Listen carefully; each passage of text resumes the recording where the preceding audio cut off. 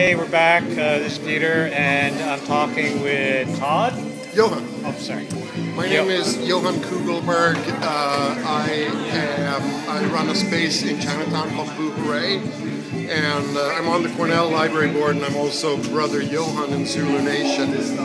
I've been Africa Bambaata's archivist for a little bit over a year, and Bambaata's archives are going to be a part of the Cornell Hip Hop History Archive, which I founded.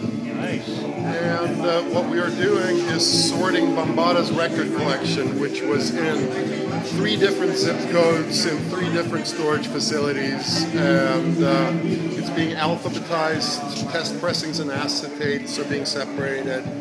These are the first 3,000 or 4,000 records that BAM collected. He would number his records as he bought them, but when 80, 81, 82 came around and he started ending up on like every promo list, then he no longer had time to keep the numbering system going. Yeah. We are also separating out like ephemera that we're sometimes finding inside of the record sleeves. We're separating things like acetates and test pressings. There's a large selection of these fascinating Zulu Nation sure shots, which have Zulu Nation sure shots marked on the sleeve, and then all of the metadata on the labels and on the covers is covered up with tape. So tell us what sure shots are. Oh, we can go look at some sure shots.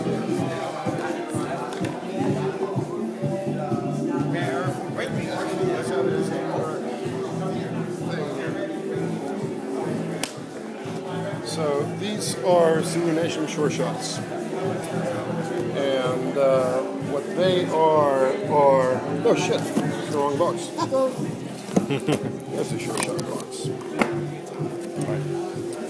So this is Zulu Nation sure shots, and what it is that it's records that BAM would DJ, where he would cover up the name of the artist or the titles, because he didn't want other DJs looking over his shoulder and then imitating what he spun. Interesting. And back in this era, hip-hop DJing is a competitive sport, dare I say it, but it's also a financial necessity, because you want the reputation as the guy with the funkiest breaks that nobody else has. Right. So. Yeah.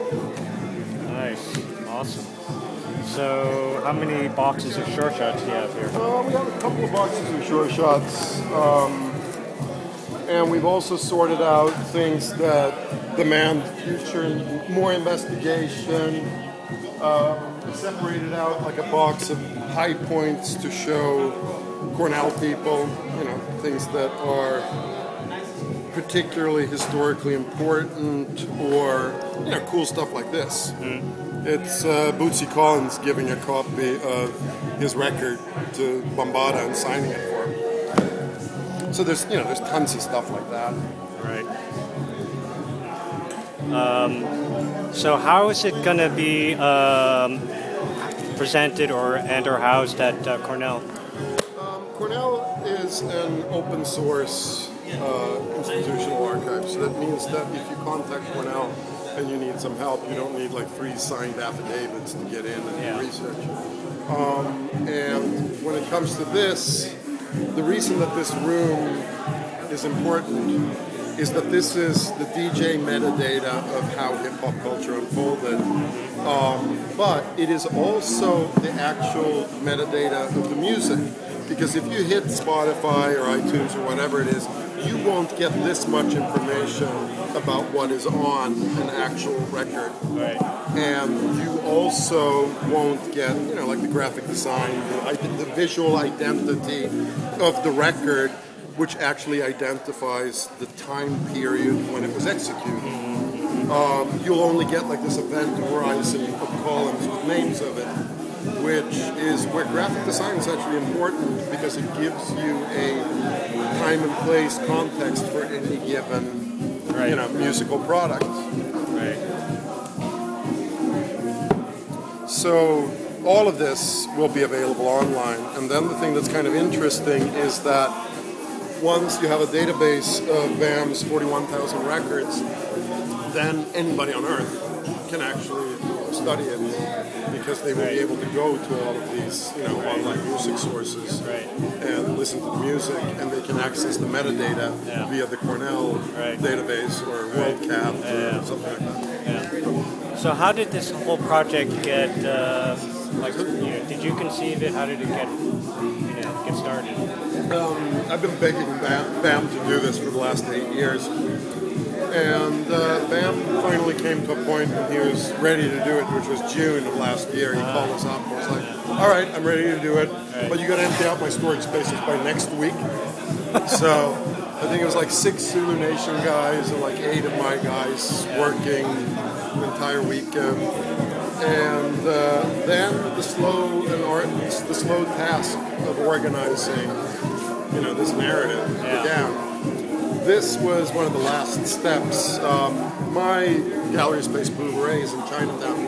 It's on the 6th floor, 265 Canal. So I really didn't, we have an elevator, but I really didn't want to lug this up 6 stories and then back down. So I called Gavin Brown, who is the proprietor of the Gavin Brown Enterprise, which is a fabulously snooty blue chip art gallery. And I asked him if we could use his space, because you can drive a truck right up to the entrance and unload quite rapidly. And Gavin said, sure.